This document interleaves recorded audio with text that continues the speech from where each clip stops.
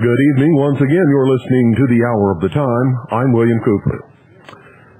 Ladies and gentlemen, it's getting cold here. I don't know what it's doing where you're at, but yesterday we had a beautiful, sunshiny, warm day, and this morning it started out the same way, beautiful and warm, and a little bit of dusted snow was on the ground when I woke up, but there was not a cloud in the sky.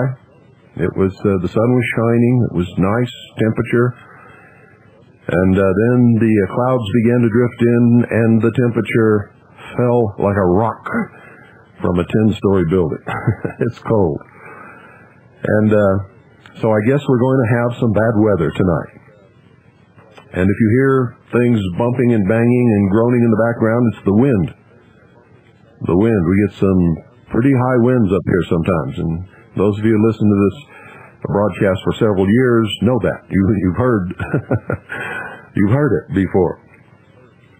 And you've heard things blowing around and hitting the house. And sometimes they're big things. It's not funny. Well, things continue to happen. Bill Clinton just looks worse and worse every day, and so does NATO. And who are all these jerks that keep hollering to send in ground troops? Boy, they sure haven't studied their history. You know, when I was a young man, I was eager to go off and fight a war for my country, and I went off and fought in Vietnam, and those little guys running around in the jungle weren't as easy to beat as everybody told us they were. They were pretty tough. In fact, to this day, I have a tremendous respect for the Viet Cong and the North Vietnamese Army that opposed me in Vietnam. And I think if any of these people would stop to look at history, they'd think 3 or 4 times before they sent ground troops in to fight the Yugoslavian people. I don't think that's very smart at all. And they're on the verge of completing a pact with Russia for mutual defense. And if that passes, then Russia will be duty-bound to send troops to oppose NATO on the side of Yugoslavia. Yeltsin, who usually doesn't say much militarily and doesn't rattle any swords or anything like that, has threatened to retarget the Russian nuclear warheads against NATO and the United States, and has warned that we're on the verge of World War III, and nobody's listening to him. Of course, some obscure minister from the Russian government then denied that they were retargeting the missiles, but it doesn't make any difference. It only takes about 30 minutes to do it anyway. It's no big deal.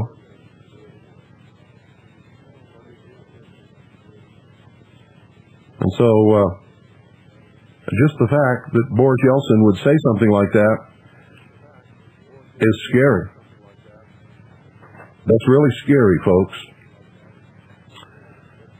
And the whole world appears to be turning against the United States of America, and I don't blame them one bit.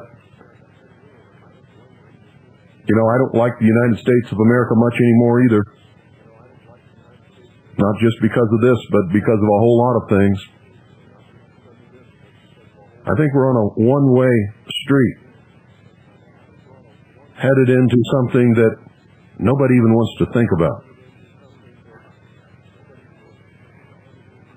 And I think it has the potential to be very, very, very bad. I want to read to you something. Now, I don't know if you've ever heard of Mother Shipton or not. She was an English woman who died in 1449. That's before Columbus discovered America. And they called her Mother Shipton. And she made some prophecies. She wrote some poetry and made some prophecies. And I'm going to read one of them to you now. I'm not telling you that she is some prophet of God. I'm not telling you that she knew what she was doing. She could have written this just by accident. She could have had a dream, or she could have had some kind of psychic vision that allowed her to really see into the future. I don't know the answer. But I will tell you this, when you hear this, it will send chills up your spine. It sent chills up my spine today at noon when Doyle brought this home, and I read it. And so I'm going to read it to you. I want you to listen very carefully. It's really spooky. Mother Shipton's prophecies. Mother Shipton was an English woman who died in 1449. Now listen carefully, folks. A carriage without horses shall go. Disaster filled the world with woe. In London, Primrose Hill shall be its center, hold a bishop's see. Around the world men's thoughts shall fly, quick as the twinkling of an eye. And waters shall great wonders do. How strange, and yet it shall come true. Then upside down the world shall be, and gold be found at root of tree. Through towering hills proud man shall ride, no horse nor ass move by his side. Beneath the water men shall walk, shall ride, shall sleep, and even talk. And in the air men shall be seen, in white, in black, as well as green. A great man then shall come and go, for prophecy declares it so. In water iron then shall float, as easy as a wooden boat. Gold shall be found in stream and stone, in land that is as yet unknown. Water and fire shall wonders do, and England shall admit the Jew. The states shall lock in fiercest strife, and seek to take each other's life. When north shall thus divide the south, the eagle builds in lion's mouth. Then tax and blood and cruel war shall come to every humble door. And now a word in uncouth rhyme of what shall be in future time. For in these wondrous far-off days, the women shall adopt a craze to dress like men and trousers wear, and cut off all their locks of hair. They'll ride astride with brazen brow, as witches do on broomsticks now.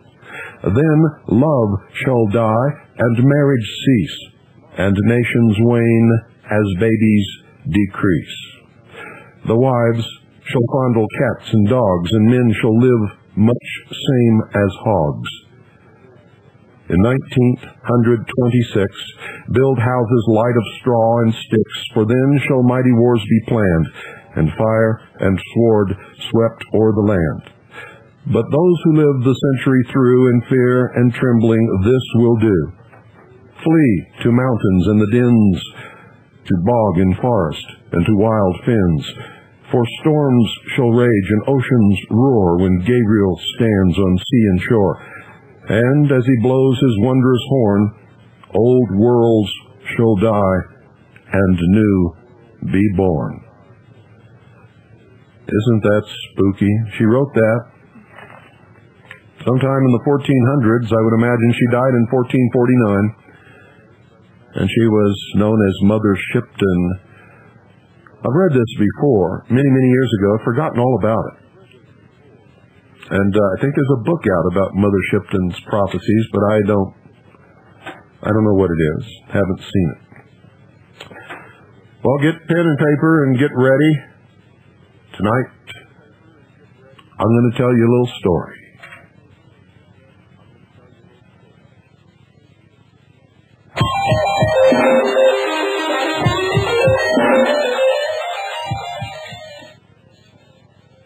Wrong one. And it's not the wind, it's just me. Here we go. This is the right one.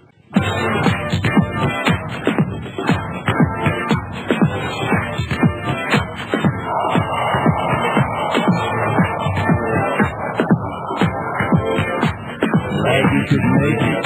No way. No, Poppy's doing the show right now. Did you ask her to bring me some water, please? Thank you, baby.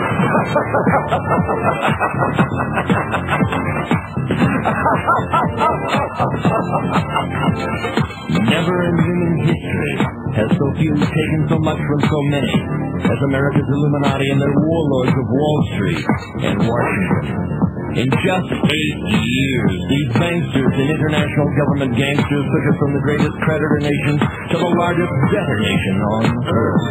Our standard of living has dropped like a rock for 4 out of every 5 Americans.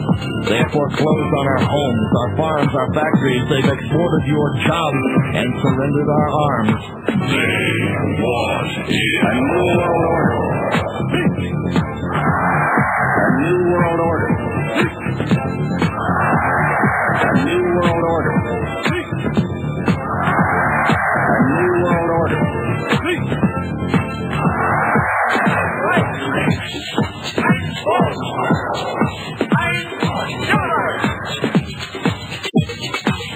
The Illuminati wants you to be a slave from birth to grave. The banksters own the Federal Reserve. It's private. They own it. It's neither federal nor reserve. The cashiers make that fiat funny money stuff you call dollars for 2 pennies. They lend it back to us at full face value, then charge you interest. You get the debt. They get the interest. They get the gold. You get the shell.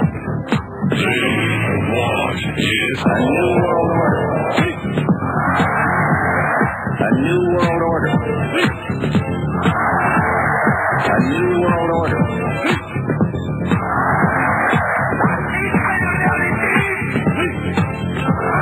It is a big idea.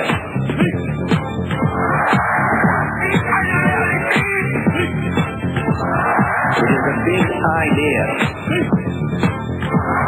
A new world order.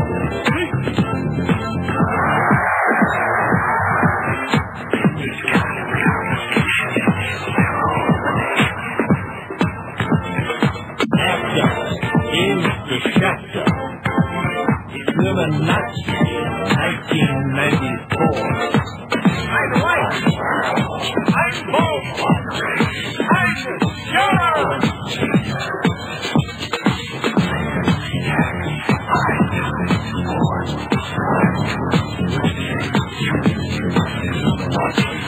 Their CFR controls the CIA, the FBI, the ATF, and the FDA. They don't give a damn about the POW and the MIA. Hillary, Billary, Hitler, Marx, and Mao. They want a new world order. They want it all. And they want it now. This Illuminati imports the dope. They create the chaos. Bring us out. Crush our hope. They created AIDS. It's their designer disease. To bring you down. To grovel on your knees. They want to vaccinate your child and give them the mark. They want to illuminate you and keep you in the dark. They want you to pay for it with plastic, surrender your soul. They want you under their thumb, under their control. They want it all. A new world order. A new world order. A new world order.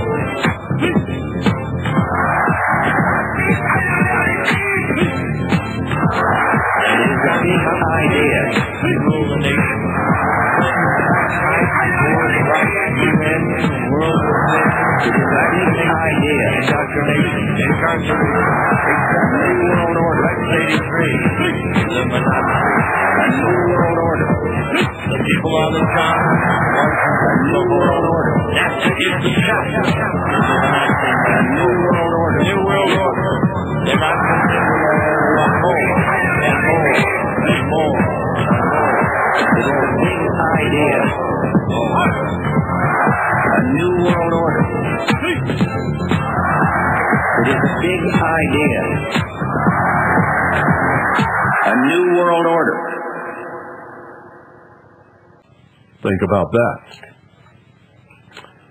I'm going to read you some tonight from a book called Freedom on the Altar by William Norman Grigg, which is a nice little book that contains an awful lot of information. Most of it I've already given you over the years, but he sort of has a nice way of putting some of it together that I like. And I would encourage you all to find a copy of this book. It's called Freedom on the Altar by William Norman Grigg, and read it.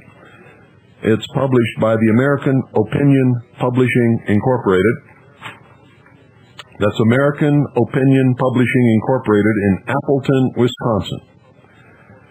That's Appleton, Wisconsin.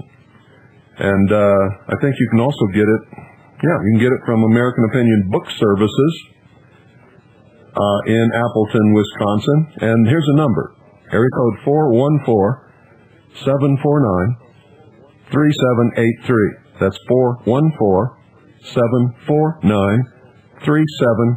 You can order this book with a credit card, I believe, if you call that number.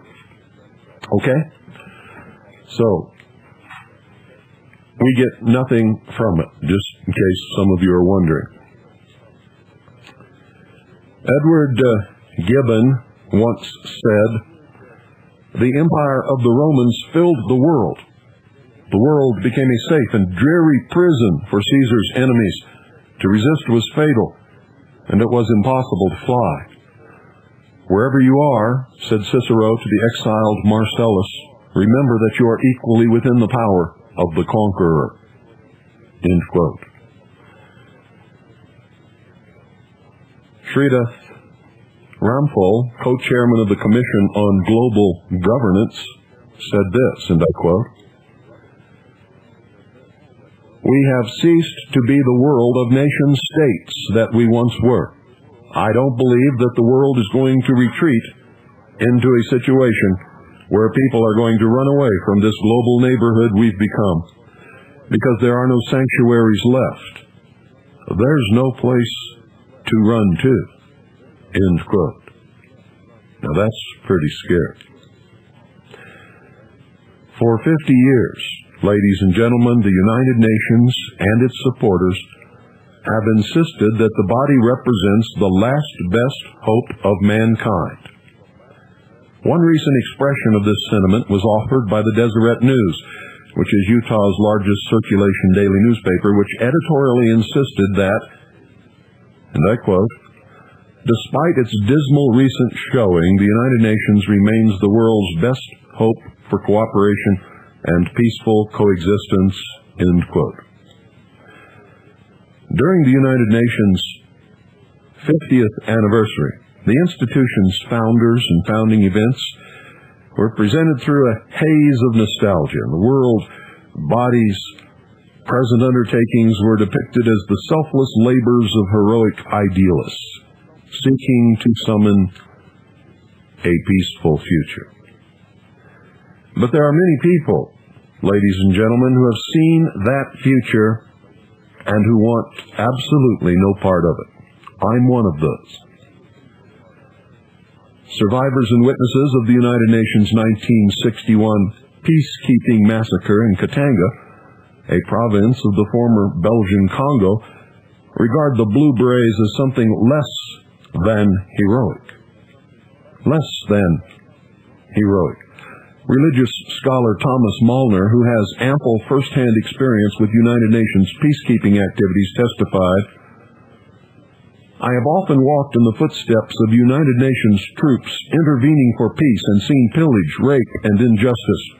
In the ex-Belgian Congo, Indian United Nations soldiers were feared like the plague. 30 years later, Russian United Nations troopers returned to Bosnia after demobilization to continue ravaging land and population. Meanwhile, active Blue Berets stationed in the Balkans deal in drugs." End quote. Nor has the United Nations endeared itself to the productive and responsible business classes of Haiti, who have been strangled by United Nations sanctions and blackmailed by the international community into accepting the return of Marxist psychopath Jean-Bertrand Aristide. Although Americans are justifiably proud of the valor and skill of the American troops who fought in the 1991 Gulf War, it must not be forgotten, ladies and gentlemen, that the armed conflict with Saddam Hussein's forces was fought to empower the United Nations, not to protect American interests. Therefore, the Americans who perished in that war are numbered among the United Nations victims. Furthermore, the Iraqi civilians who remember the United Nations-supported terror bombing of Baghdad and the Iraqi children who have undergone hideous privations because of the United Nations post-war embargo, to say absolutely nothing of the hapless conscripts who served as cannon fodder for Saddam Hussein, are less than impressed with the United Nations humanitarian pretensions. The only real winners in the Gulf War were the curiously indestructible dictator Saddam Hussein, the United Nations, and all the people who make all the bombs and bullets and guns and munitions and landmines and artillery shells. Christian and Muslim pro-life activists who attended the 1994 International Conference on Population and Development in Egypt can testify of the colonialist condescension of United Nations officials. That condescension curdled into bitter anti-Catholic hostility when the church attempted to moderate the anti-family elements of the Cairo program. Chinese women compelled to undergo compulsory abortion and sterilization under Red China's United Nations-supported population control program undoubtedly look upon the world body as something other than a family-friendly institution. And Tibetans, whose culture is being effaced from the earth by Red Chinese occupation forces, must be aware of the support which the Chinese Communist government is receiving through UNICEF, the United Nations Fund for Population Activities, and the United Nations Development Program. Africans also have reason to dispute the United Nations humanitarian pretensions. In 1994, United Nations peacekeeping troops in Mozambique purchased sexual favors from impoverished children. In 1988, the director of the Belgian UNICEF Committee was convicted of participation in a child sex and prostitution ring. The organization's Brussels office was used to manufacture child pornography, much of it involving children of North African descent. Somalians recall that during the United Nations Operation Restore Hope, civilians were massacred indiscriminately by Pakistani peacekeepers. They may also recall the beating death of 16-year-old Shadain Aaron at the hands of a Canadian peacekeeping regiment which treated Somalians to scornful, racist abuse. There are numerous other examples of this sort which could be used to illustrate the character of the United Nations. However, such objections shatter harmlessly on the impregnable prejudices of the United Nations' devoted supporters who, borrowing a theme which was often played by apologists for Soviet communism, insist that the world body should be judged by its professed ideals rather than by its actual performance. Defenders of a United Nations-administered New World Order insist that the triumph of their position is a historic inevitability. And many of them dismiss their opponents as deluded at best and psychologically infirm at worst. Those who defend the New World Order skate effortlessly across the surface of glistening cliches. You've heard them. After all, they contend, the nations of the world are inextricably interdependent. A true global culture has emerged that makes all of humanity the inhabitants of a common global village. We must recognize that problems such as pollution, crime, warfare, ethnic conflicts, poverty, and disease know no boundaries, and so on, and so on, and so on, and so on, and so on, ad nauseum. Others contend that the United Nations is a harmless distraction, a sign cure for the developed world's bureaucrats and a playpen for third world malcontents. And a variation of this argument was used by some members of the triumphant 1994 Republican majority. Representative Sonny Callahan, Republican from Alabama, chairman of the House Appropriations Subcommittee on Foreign Operations, insists that we have got to have some kind of international organization that we have a strong voice in.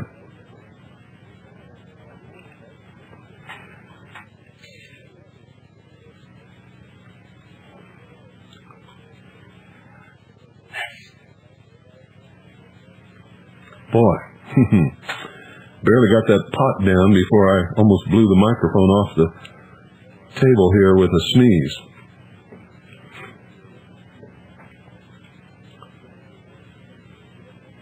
Bud Nance, staff director for Senator Jesse Helms, Republican, North Carolina, sought to placate press concerns over his employer's conspicuous criticism of the United Nations. One of the real good reasons for the United Nations is to talk to each other. The United Nations keeps the little boys from fighting amongst themselves. It provides stability, he said. It is significant,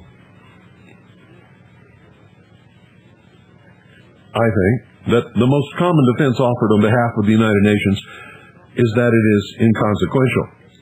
However, even if the depiction of the UN is the equivalent of a global coffee clutch were reliable, the body would remain a financial imposition upon American taxpayers and thus constitute a tangible offense. It is also untrue that the body offers a forum in which the peoples of the world can talk to each other. The body is a forum for governing elites, most of which remain almost entirely unaccountable to the peoples they supposedly represent. And remember, none of these representatives are elected by anybody. So much for the great global democracy.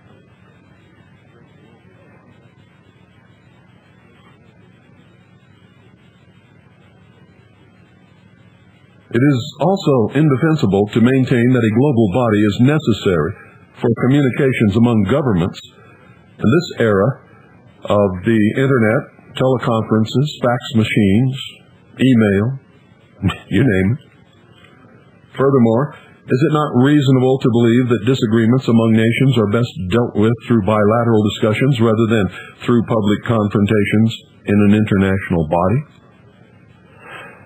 Writing in 1987, the New Republic's Charles Krauthammer, an internationalist who is not opposed to the United Nations in principle, pointed out that the UN has failed in its principal role, which is keeping the peace. In fact, it has degenerated to the point where its actions exacerbate the few conflicts it still influences.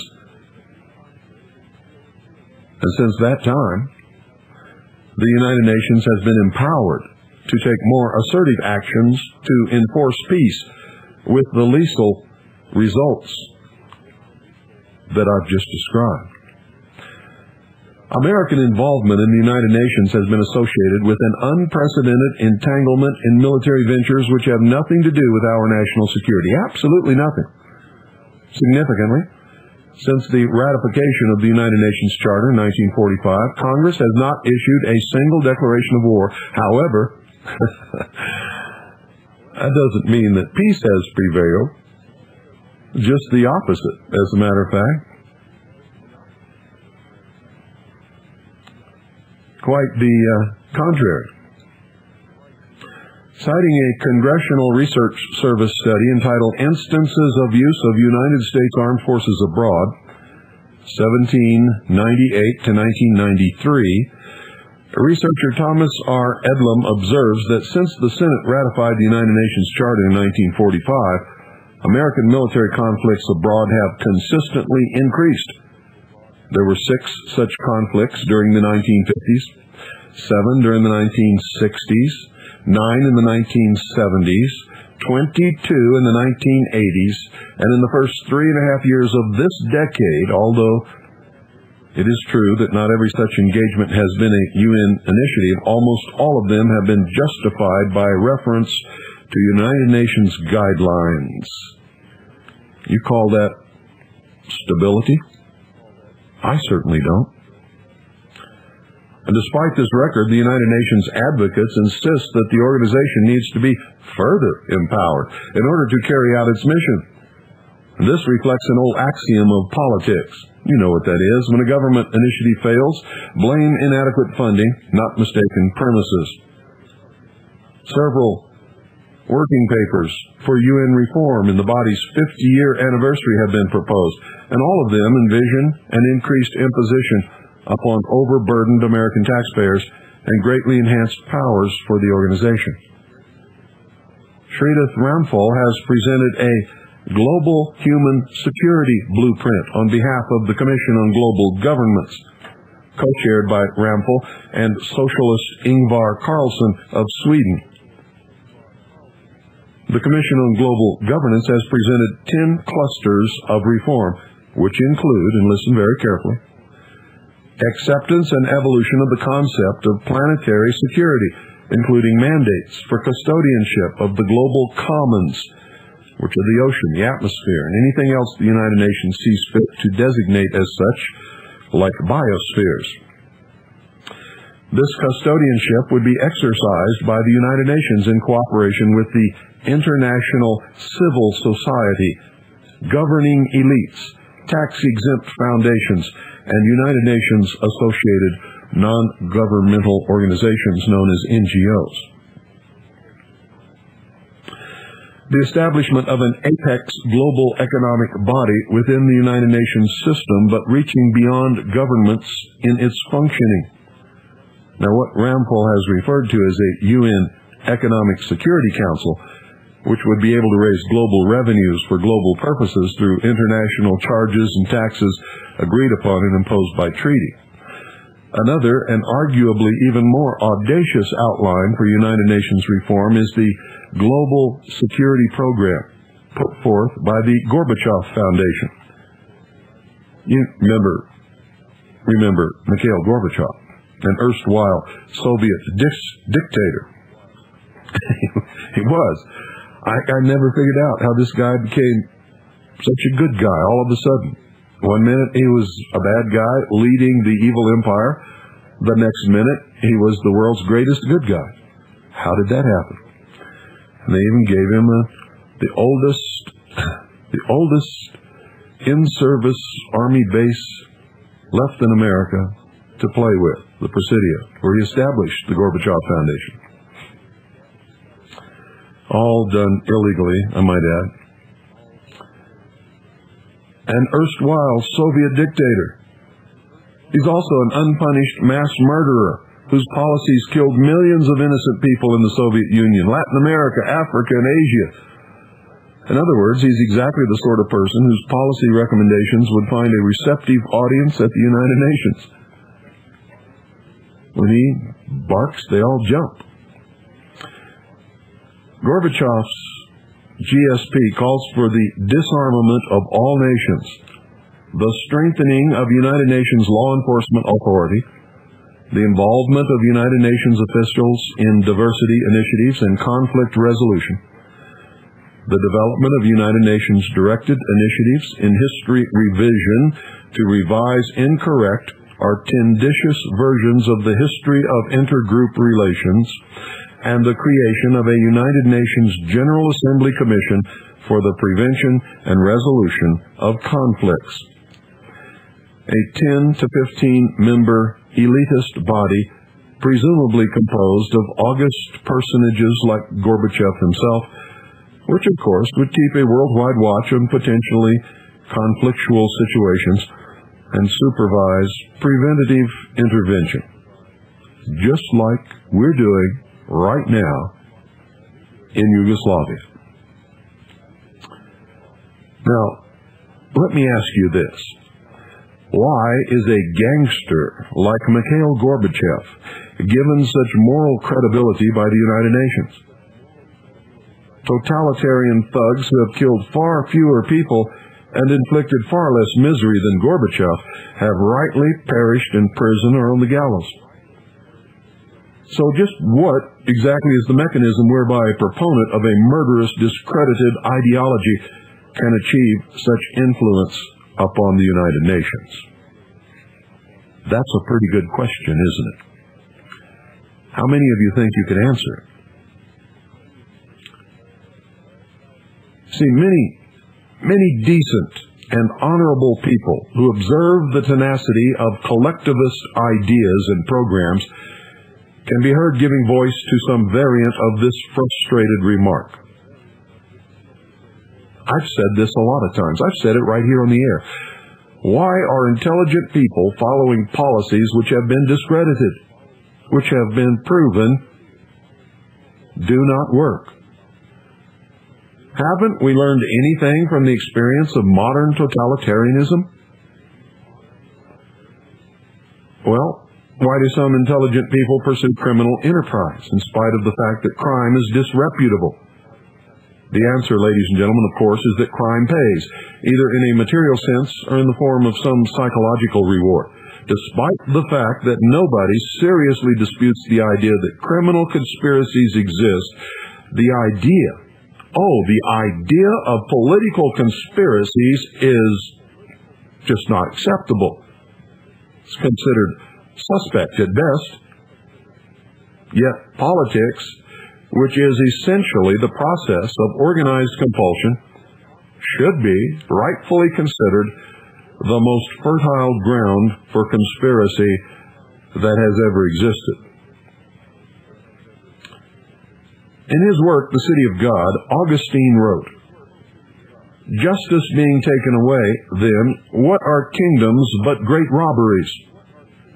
And politics has historically been an exercise in collusion and conspiracy in which privileged insiders seek illicit advantage through the power of the state."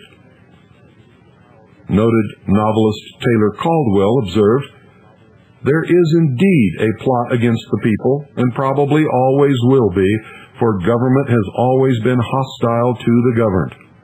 It is not a new story, and the conspirators and conspiracies have varied from era to era, but it was not until the era of the League of Just Men and Karl Marx that conspirators and conspiracies became one, with one aim, one objective, and one determination." End quote. And that determination was, and remains, the desire to create a global socialist order. Now listen to me very carefully. That determination was and remains the desire to create a global socialist order.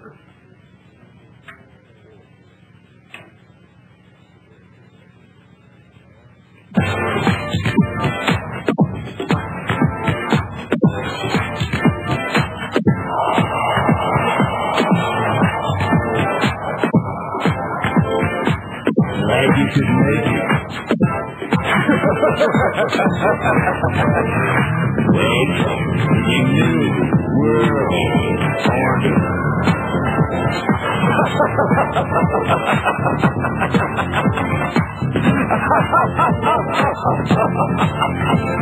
Never in human history has so few taken so much from so many as America's Illuminati and their warlords of Wall Street and Washington.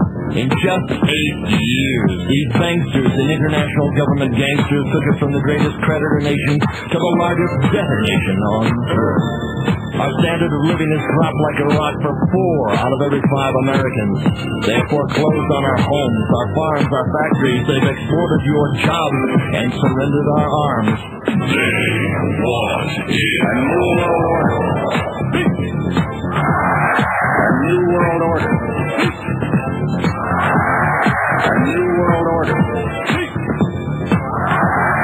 A new world order.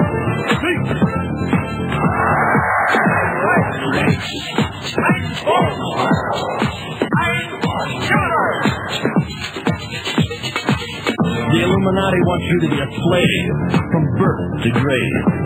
The banksters own the Federal Reserve. It's private. They own it. It's neither federal nor a reserve.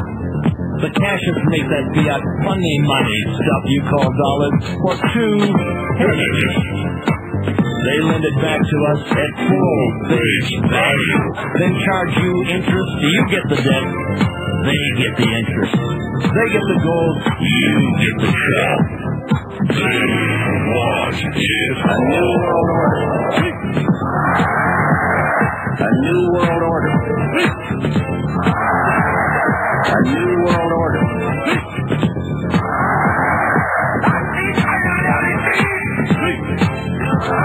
It is a big idea.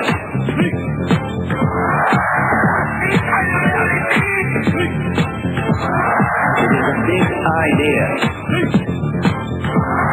A new world order.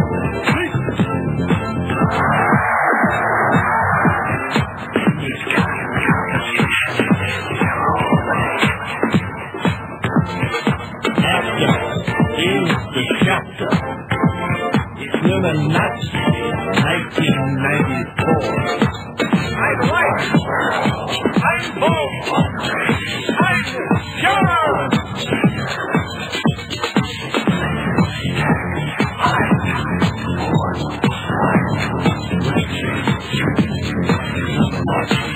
Their CFR controls the CIA, the FBI, the ATF, and the FDA. They don't give a damn about the POW and the MIA. Hillary, Billary, Hitler, Marx, and Mao. They want a new world order. They want it all, and they want it now. This Illuminati imports the dope. They create the chaos. String us out. Crush our hope. They created AIDS. It's their designer disease to bring you down, to grovel on your knees. Ladies and gentlemen, socialism did not emerge fully formed from the brow of Karl Marx with the publication of the Communist Manifesto in 1848. That's right, 1848. Nor was it a natural product of misguided idealism.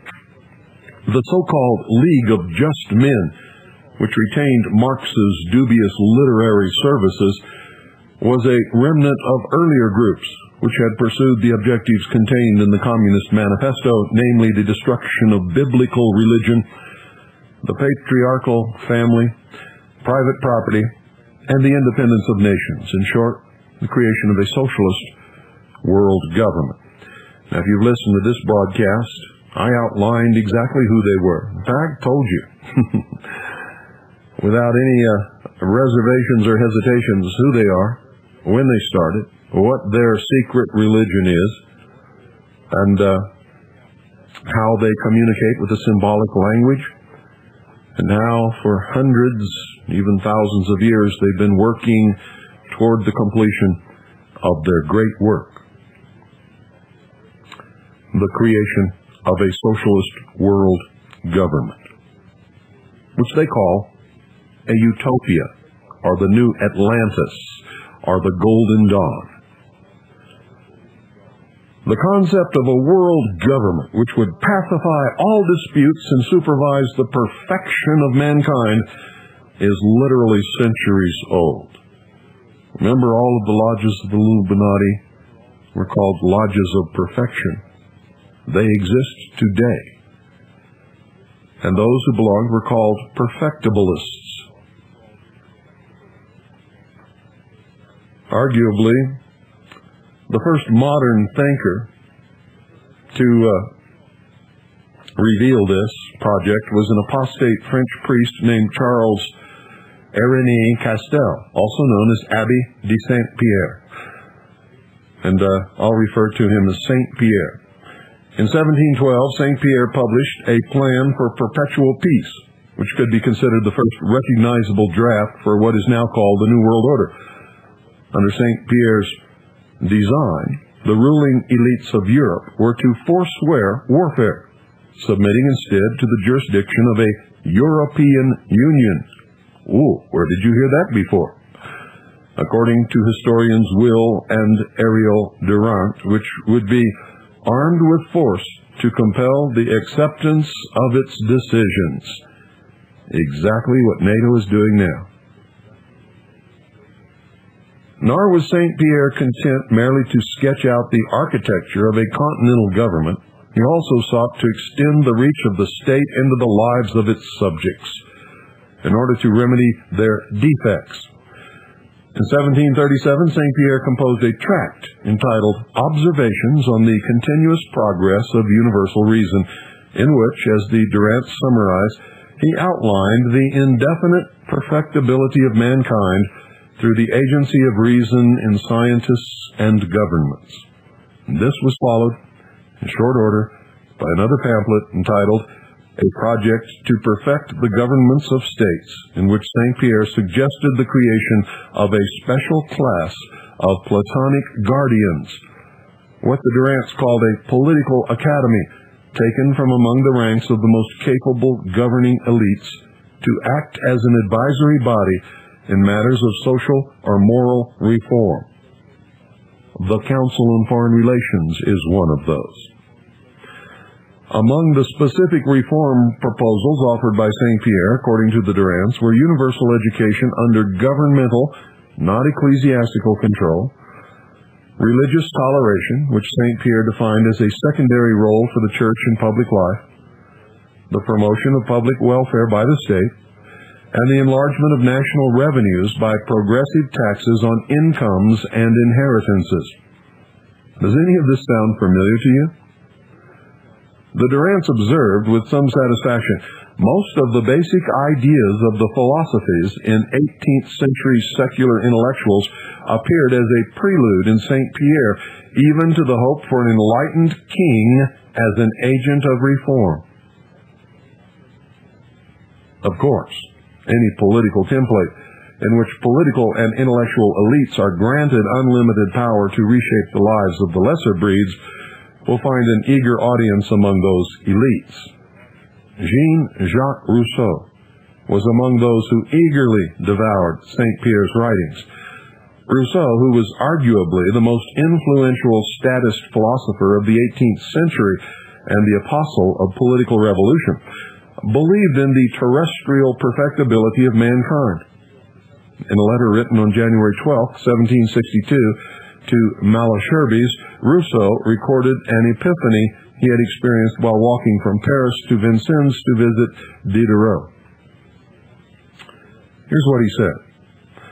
All at once I felt myself dazzled by 1,000 sparkling lights. Does that sound familiar? Let me read it again. All at once I found myself dazzled by 1,000 sparkling lights. Crowds of vivid ideas thronged into my mind with a force and confusion that threw me into unspeakable agitation. I felt my head whirling in a giddiness like that of intoxication.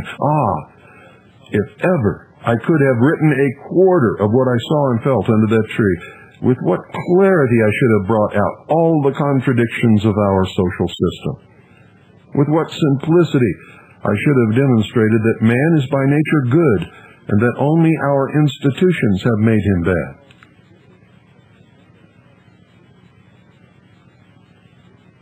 Now, this experience could be called the road to Damascus in reverse. Rather than being convinced of his sinful nature and need for divine redemption, Rousseau came to believe that he was by nature good and entitled to rearrange mankind's sinful institutions.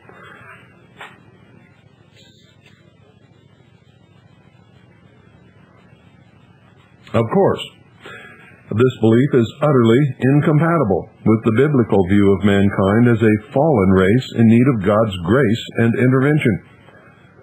Unlike those who hold to the Christian tenet that man must be redeemed by God, disciples of the Enlightenment maintain that man must be rehabilitated or empowered by the state. As world history since July 14, 1789, has compellingly illustrated, the struggle to bring about the terrestrial perfection of man always, in every instance, results in murderous assaults upon traditional institutions. As already noted, Rousseau was among the most enthusiastic supporters of St. Pierre's plan for perpetual peace. In his critique of the plan, Rousseau declared that once there is a society, it is necessary to have a coercive force to organize and coordinate the movements of its members so that the common interests and reciprocal ties are given the solidity they would not be able to have by themselves. This is a recognizable formula for totalitarianism.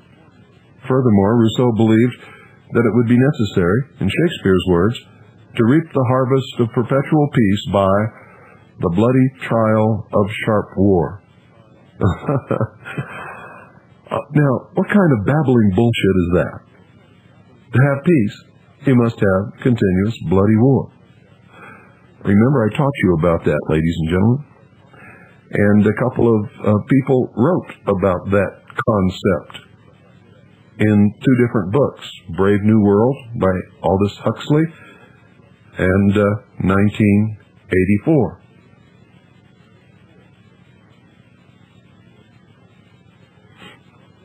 And if you haven't read them yet, you should. According to Rousseau, perpetual peace can only happen by means that humanity might find violent and fearful. We will not see federative leagues of the sort envisioned by St. Pierre except by revolution. A revolutionary battering ram was needed, and one materialized, the subversive network of the Illuminati.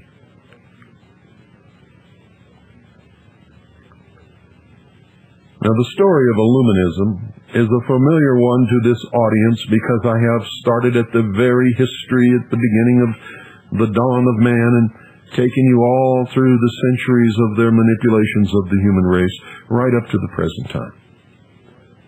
It's a familiar story. But some people regard it as historical gossip, others as hysterical gibberish. Among the former group, we can find the Librarian of Congress, James H. Billington, who has written, "The story of the 18th and 19th century secret societies can never be fully reconstructed, but it has been badly neglected, even avoided, one suspects, because the evidence that is available repeatedly leads us into territory equally uncongenial to modern historians in the East and in the West. Nobody wants to know."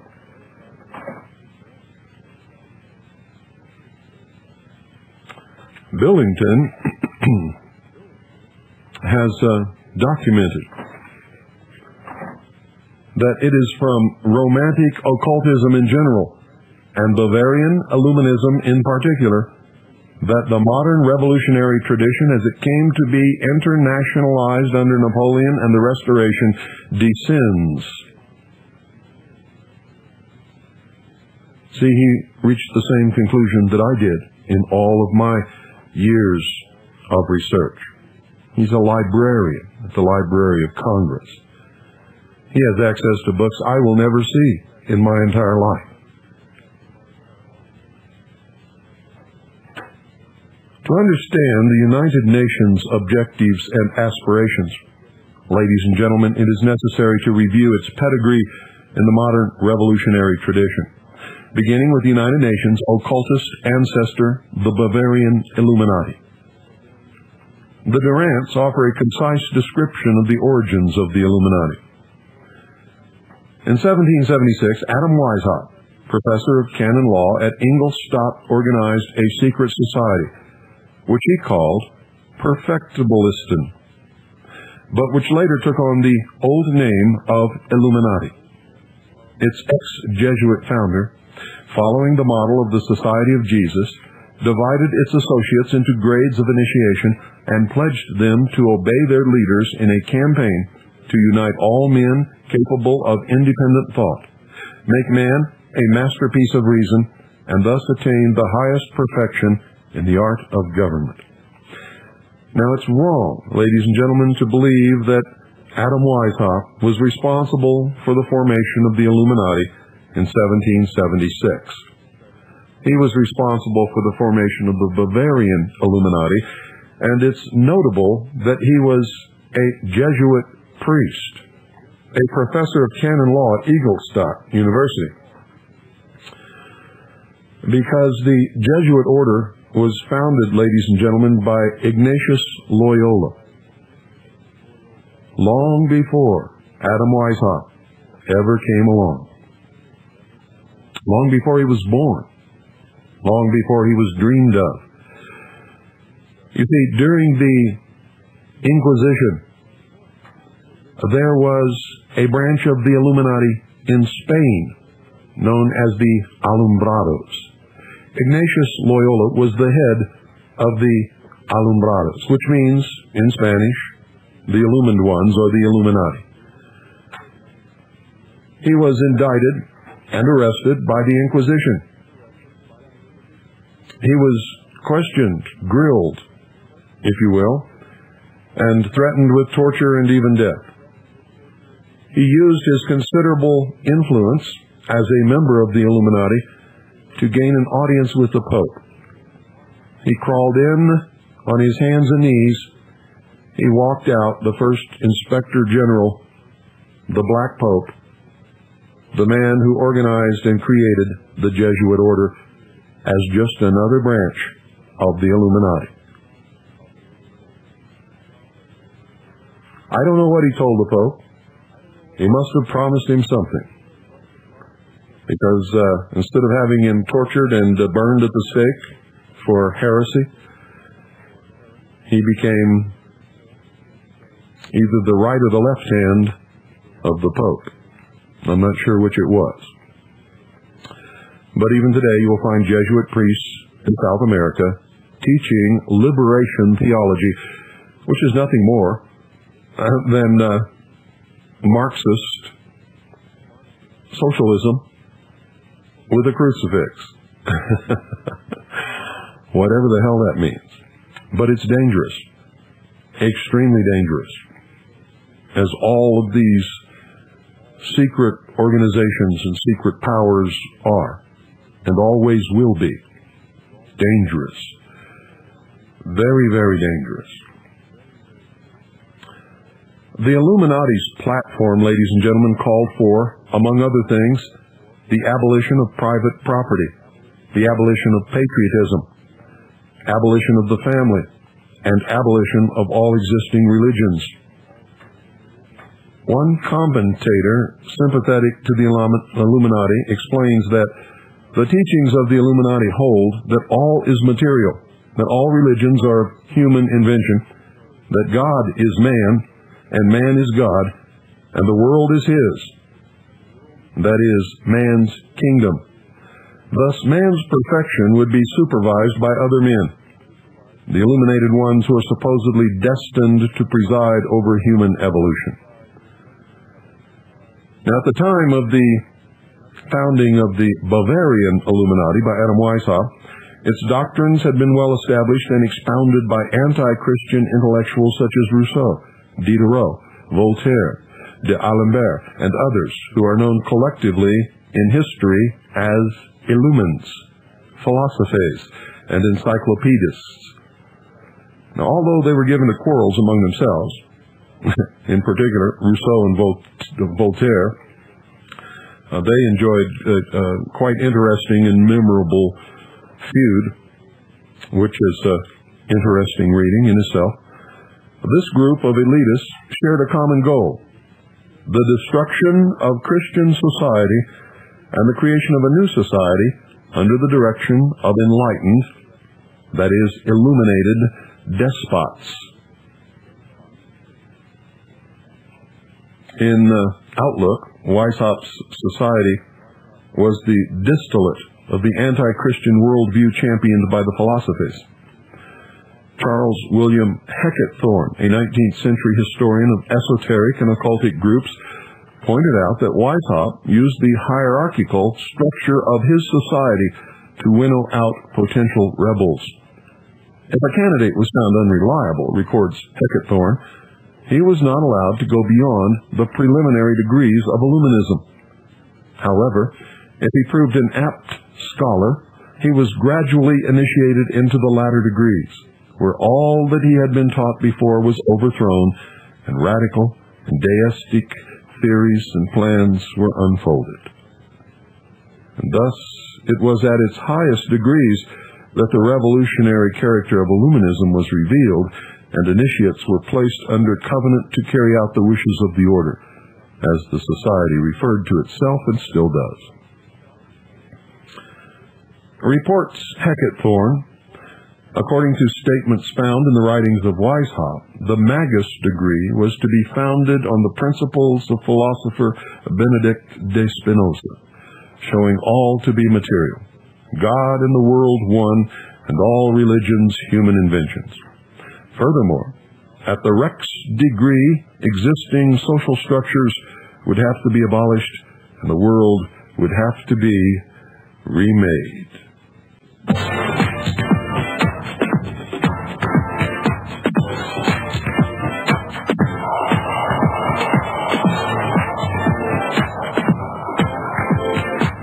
Glad you could make it. Welcome to New World Order.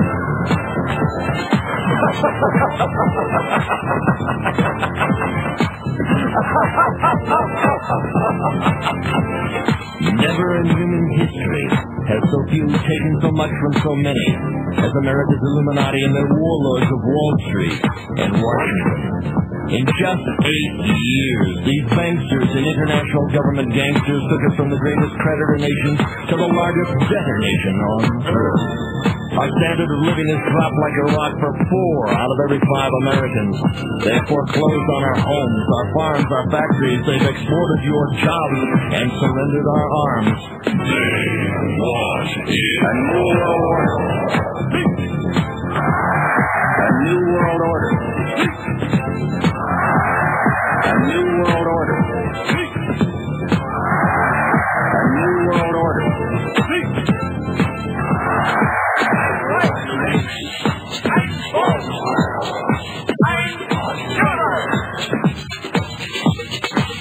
The Illuminati wants you to be a slave from birth to grave.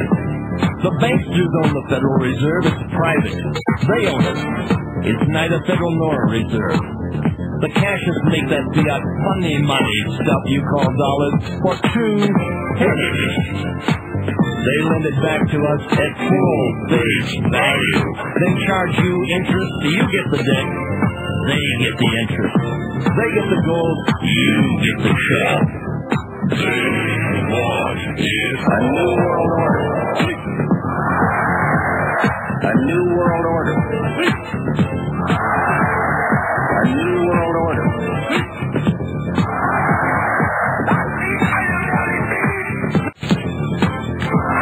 A new world order.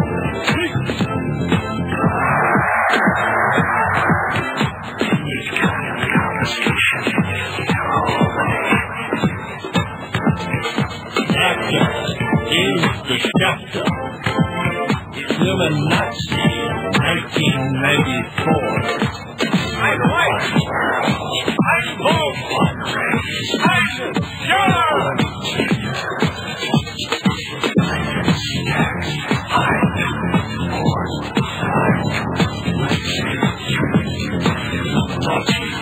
Their CFR controls the CIA, the FBI, the ATF, and the FDA. They don't give a damn about the POW and the MIA.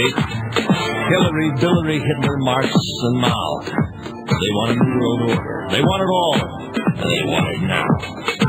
This Illuminati imports the dope. They create the chaos. Spring is out. Crush our hope. They created AIDS. It's their designer disease. To bring you down, to grovel on your knees. They want to vaccinate your child and give them the mark. They want to illuminate you and keep you in the dark.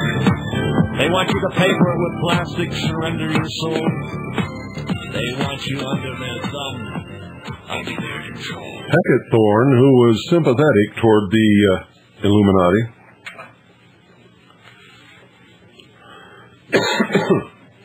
excuse me, recounts that before the exposure of the cabal, the order made considerable progress, including among its members priests, prelates, ministers, physicians, princes, and sovereign dukes, although relatively few of them were initiated into the higher degrees.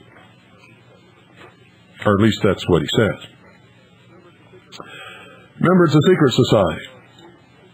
There are 2 significant points to be recognized. First, the effort to subvert Christian society was directed from above by the elite. It was not a spontaneous uprising from the struggling proletarian so-called masses below. Second, Weishaupt's conspiracy included many who were genuinely unaware of the movement's ultimate objectives, people who had joined for social reasons, or perhaps out of a misplaced idealism. Although the Bavarian Illuminati organized by Weishaupt was outlawed in 1784, it survived in the form of reading societies and other front groups. Billington writes that the Illuminist diaspora brought about a posthumous impact that was far greater throughout Europe than anything the order had been able to accomplish during its brief life as a movement of German intellectuals. Don't bet on it. Specifically, what Billington describes as Weishaupt's Rousseauian vision of leading humanity to a new moral perfection, freed from all established religions and political authority, found plentiful converts among the French philosophies. The various strands of anti-Christian thought coalesced around Weishaupt's organization, and it was largely through the Illuminist network that the French Revolution was brought about, a violent and fearful revolution intended to summon a new order in which man would be perfected through the state. The Illuminist network infiltrated France in the early 1780s, including among its first inductees such dubious historical notables as Count Mirabeau and Talleyrand. Count Mirabeau was a significant connecting link through which the Illuminist designs were imported into France from Germany. Mirabeau, whose most notable accomplishments came in the fields of agitation and propaganda, invented the revolutionary vocabulary which still haunts political discourse. Terms and phrases such as revolutionary, counter-revolutionary, revolution of the mind, masses. Furthermore, his propaganda took on an unambiguously religious cast. He referred to the French National Assembly as the inviolable priesthood of national policy, and baptized the revolutionary ideology as a political gospel and a new religion for which the people are ready to die. The rites of this new religion were macabre. According to an account provided by Hecketthorn, who was, it must be remembered, sympathetic to the Illuminati, the initiation rituals of the French branch of the order were a satanic burlesque in which a naked, tormented, and sexually degraded neophyte was compelled to repeat an oath which included this asseveration. I should say this asseveration. Let me read that again so that there's no mistake. The rites of this new religion were macabre, according to an account provided by Hecketthorn, who was, it must be remembered, sympathetic to the Illuminati. The initiation rituals of the French branch of the order were a satanic burlesque in which a naked, tormented, and sexually degraded neophyte was compelled to repeat an oath which included this asseveration. Listen carefully. I swear to sever all bonds uniting me with father, mother, brother, sisters, wife, relations, friends, mistress, king, superiors, benefactors, or any other man to whom I have promised faith, obedience, gratitude, or service. Once committed to the order, the inductee was told that he may be called upon to rid the earth by death or stupefaction of those who revile truth, as defined by the Illuminists, or seek to wrest it from our hands. Those who joined the order were permitted the indulgence of every carnal impulse. Does that remind you of somebody? Those who joined the order were permitted the indulgence of every carnal impulse. One contemporary account testifies that the meetings of the French Illuminist Lodge were scenes of the grossest debauchery. Gee, do you think William Clinton is a member? I'll bet he is. How much you want to bet? This combination of political conspiracy and moral debauchery throve at the Palais Royal between the years 1788 and 1792 under the supervision of Philip, the Duke of Orleans, an Illuminist who was the king's cousin. According to Billington, the Palais provided a living link with the underworld of Paris and with the new social forces that had to be mobilized for any revolutionary victory. And those new social forces were represented by depraved political theater, prostitution, pornography, including de Sade's works, and narcotic and sexual dissipations of every conceivable variety. Now, by elevating the basest impulses of the human character, the Illumines brought about the pure democracy of abject bestiality. And Billington writes that the Temple of Voluptuousness, as the Palais Royal became known, was able to mobilize mass emotions by offering the intoxicating ambiance of an earthly utopia. Distinctions of rank were obliterated, and men were free to exercise sexual as well as political freedom. Amid the corruption of pre-revolutionary France, at least one author offered advance warning of the coming cataclysm. 11 years before the revolution began with the storming of the Bastille, Louis Sébastien Mercier, a chronicler of the Palais Royal social revolution, predicted that a Republican revolution would begin with that very event. The revolution was not the product of abstract impersonal forces. It was an event which was carefully planned as the inauguration of a new religion and a new world order. A new world order. A new world order. And that the French Revolution was the product of a malignant design was recognized by Lord Acton in his Lectures on the French Revolution, where he said this, and I quote, "The appalling thing in the French Revolution is not the tumult, but the design. Through all the fire and smoke, we perceive the evidence of calculating organization. The managers remain studiously concealed and masked, but there is no doubt about their presence from the first." As de Tocqueville and others would later observe, the French Revolution was perhaps the first political revolution without borders, a global crusade on behalf of a messianic political idea.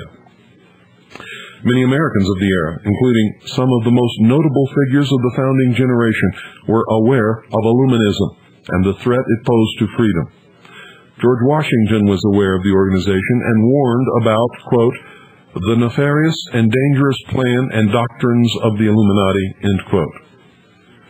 Early Federalist leader Fisher Ames, a member of the First Congress, condemned the Illuminist ideology as visions of Bedlam, which have visited some famous heads, and explained that Illuminists manifest a strange heat in the heart, but no light in the brain, seeking to kindle everything in the state that is combustible into a blaze.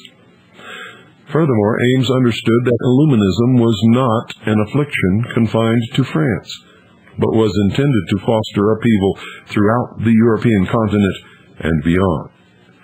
He wrote that the slender hope afforded by a gauzy, vaporous vision of world brotherhood is all that the Illuminists have proposed as the indemnity for all the crimes and misery of France and all the horrors of the new revolutions that they wish to engender in Europe from the Bosphorus to the Baltic.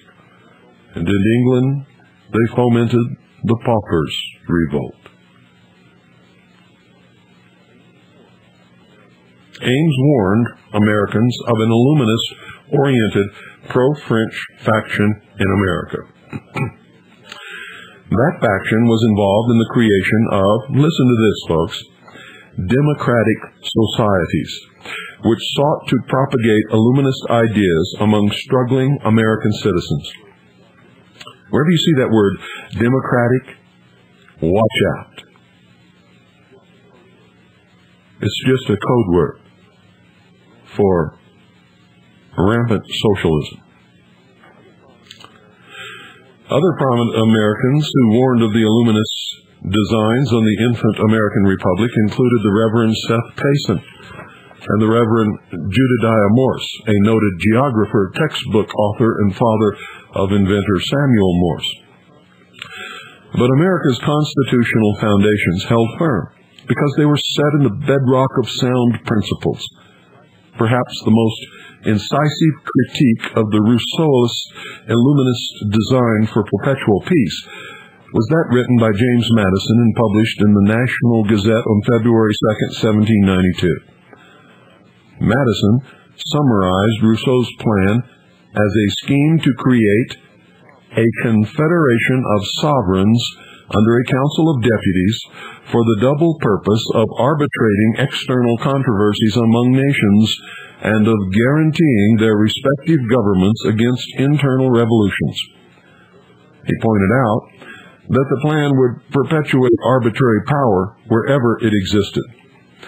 In addition, It would extinguish the hope of one day seeing an end of oppression and cut off the only source of consolation remaining to the oppressed. For those who sought an end to the scourge of war, Madison prescribed the American constitutional formula: compel the government to protect the rights and interests of the people. Were all nations to follow the example set forth in the United States Constitution, Madison proclaimed, the reward would be doubled to each. It is the embrace of true Republican principles, according to Madison, that is the only hope of universal and perpetual peace.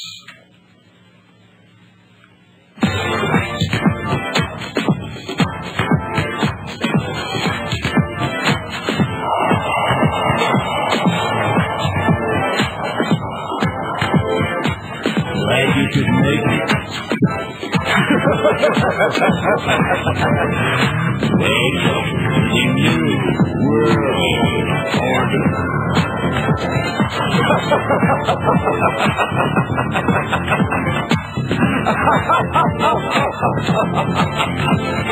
Never in human history has so few taken so much from so many as America's Illuminati and their warlords of Wall Street and Washington. In just 8 years, these banksters and international government gangsters took us from the greatest creditor nation to the largest debtor nation on earth. Our standard of living has dropped like a rock for 4 out of every 5 Americans. They have foreclosed on our homes, our farms, our factories. They've exported your jobs and surrendered our arms. They want it. A new world order. A new world order. A new world order.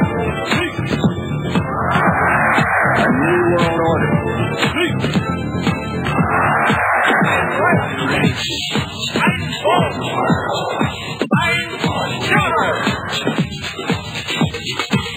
The Illuminati wants you to be a slave from birth to grave. The banksters own the Federal Reserve. It's private. They own it. It's neither federal nor a reserve. The cashists make that fiat funny money stuff you call dollars for 2 pennies. They lend it back to us at full face value, then charge you interest. You get the debt. They get the interest. They get the gold. You get the shell. They want it. A new world order. A new world order. A new world order.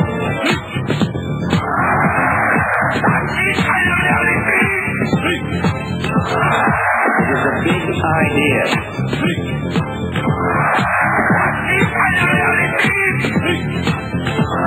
It is a big idea.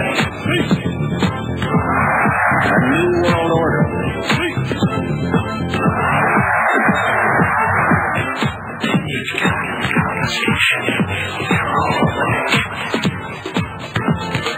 NAFTA is the chapter. Illuminati, 1994. I'm white. I'm bold. I'm sure.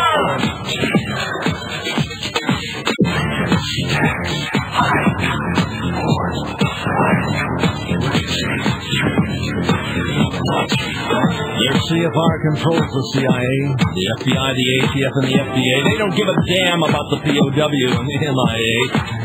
Hillary, Billary, Hitler, Marx, and Mao. They want a new world order. They want it all, and they want it now. This Illuminati imports the dope. They create the chaos, string us out, crush our hope. They created AIDS. It's their designer disease to bring you down, to grovel on your knees. They want to vaccinate your child and give them the mark. They want to illuminate you and keep you in the dark. They want you to pay for it with plastic, surrender your soul. They want you under their thumb, under their control. They want it all. A new world order. A new world order. A new world order.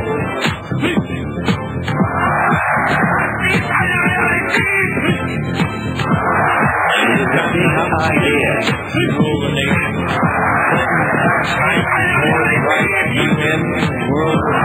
That's the idea. Indoctrination, incarceration, accepting world order, vexation-free, Illuminati, a new world order.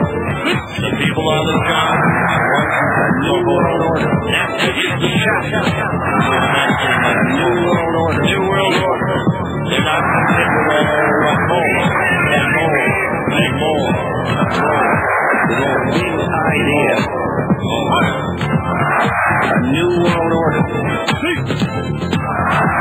It is a big idea. Yeah, well, just how big is it? A new world order.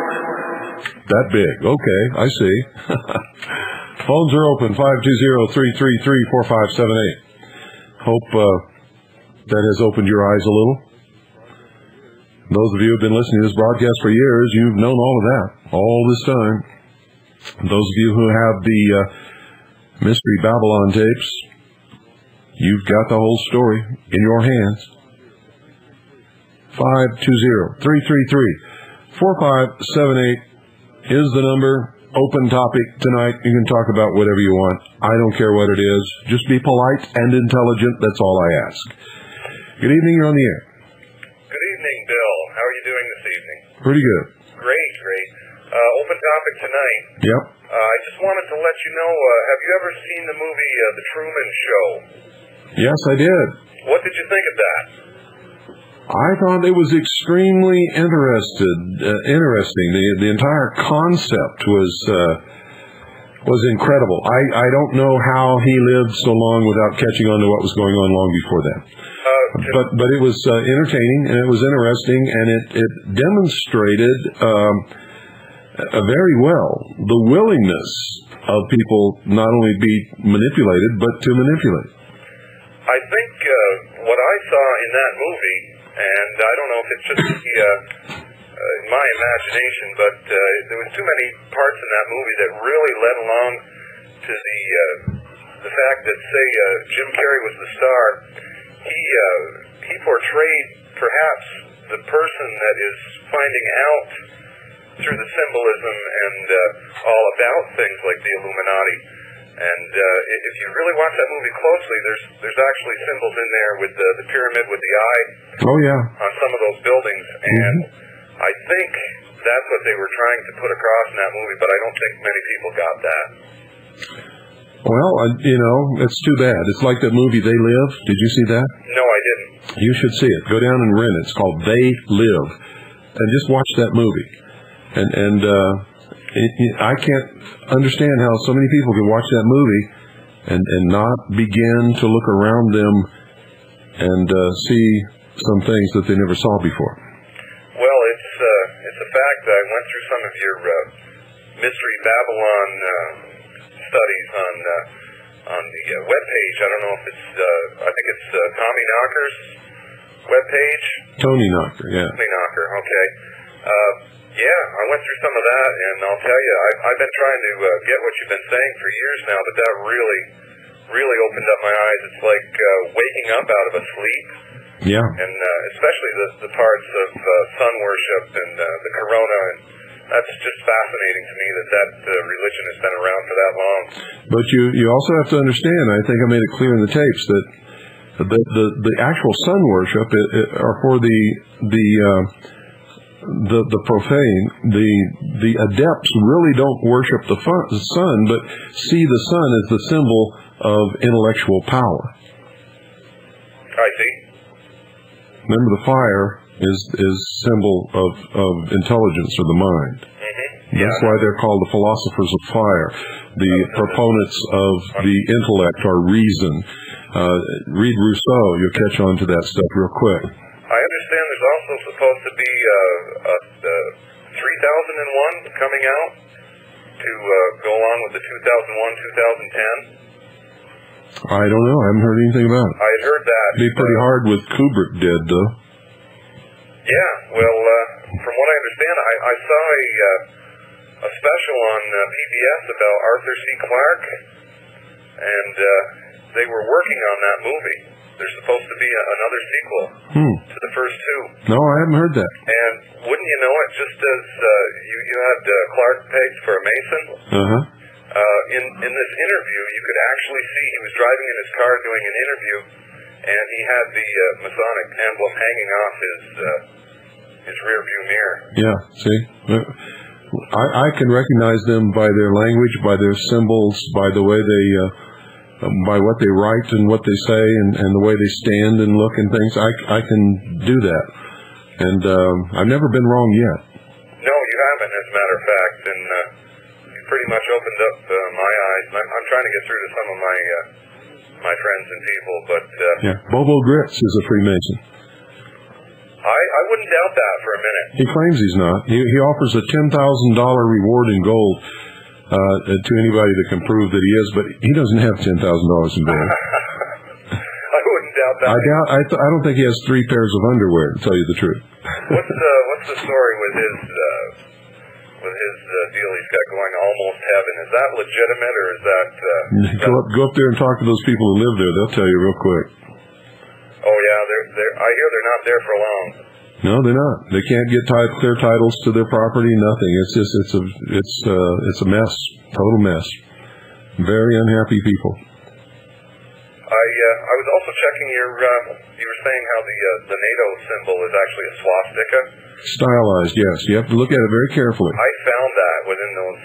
It's very easy. If you look at it very carefully, you'll see the swastika. It's right there. That's absolutely amazing. Now, in all the encyclopedias of Freemasonry, all of them, every single one of them, even the dictionaries of Freemasonry that are written for Freemasons by Freemasons, there's only one cross in those books. Guess what it is? Yeah, oh yeah, the swastika. It's the swastika. One other thing before I go. What's with Y2K, in your opinion? I haven't been able to catch nothing on that. Nothing's with Y2K except the hysteria. There is a danger from the possible hysteria and panic that all these people who are whipping up this hysterics and panic over nothing could cause some tremendous problems, even declarations of martial law that could cause a run on the banks and the collapse of the whole economic system. But Y2K itself? Nah. Is it a hoax for them to... It's not a hoax. Y2K is a technical problem that's being solved. Most of it has been solved. And even for the ones that don't get solved to the last minute and do cause some minor disruptions or maybe even a few major breakdowns, it won't last for more than a few days and the world's not coming to an end. Yeah, when you stop and think about it, the computers don't now do like I know the Chinese are in a different year than what we are. Do you have any clue as to what their computers I don't care. It's none of my business. It's their country. I don't care. Good comeback. Okay, Bill. Good to hear you on the air. I lost touch with you there for a couple of years. But okay. Well, good to have you back. On the 7-point-something. The mail tells me that our old audience is back, and I love it. How's your TV station going? It's getting there. Good. That'll definitely be a kick for some people. Yep, it certainly will. Okay, I'll open up the lines. Thanks for calling. Thank you. Bye-bye. 520-333-4578. Yeah, I don't care. What's going on with computers in China? That's their business, not my business. And from what I know about the Chinese people, they've probably got it all taken care of already. Good evening. You're on the air. Yeah, Bill, this Steve Jacobs, is it Jacobson that has that music you've been playing? Is that available in like the singles form that I could send down to my local radio station and see if I can get them to play that? Steve Jacobson? What are you talking about? What music? That music you're playing, the New World Order and all like that? No, that was done by my good friend Evan Sweetwater and Anthony J. Hilder. It was done. Anthony J. Hilder, that was the name I was thinking of. Is just the music version of that available? It's just a single? Anthony J. Hilder isn't even close to Steve Jacobs. I know, I'm sorry, Bill. I just thought I'd call and ask and inquire. Apologize for any. As far as I know, it's not available. I don't, as far as I know. They originally did it for this broadcast and sent me a copy, and then they made a few others, which they gave to some other people.